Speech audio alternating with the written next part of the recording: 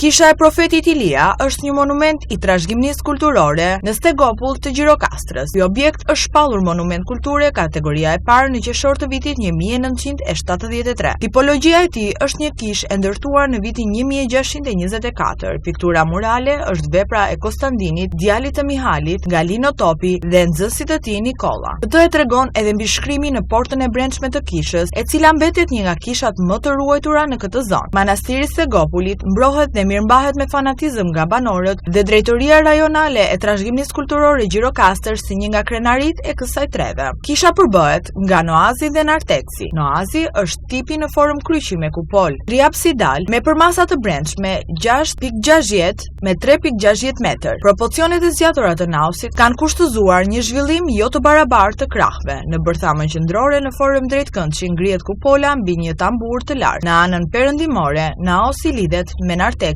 i cili mbulohet me qeramik cilindrike gjatësore. Në narteks hyjet nga porta në anën perëndimore, mbuluar me arkitra të rafsht, mbi të cilin në një kamare ruhen datat 1777 dhe 1889. Data e parë është ajo e ndërtimit të narteksit dhe e dyta e ndonjë ndërtimi të mundshëm. Së fundmi, drejtoria rajonale e trashëgimisë kulturore Gjirokastër ka sistemuar mure rrethues, të cilat ishin dëmtuar, si dhe pastroi bimësi në mjediset brenda mureve rrethues të kishës si dhe hapësirën rreth saj.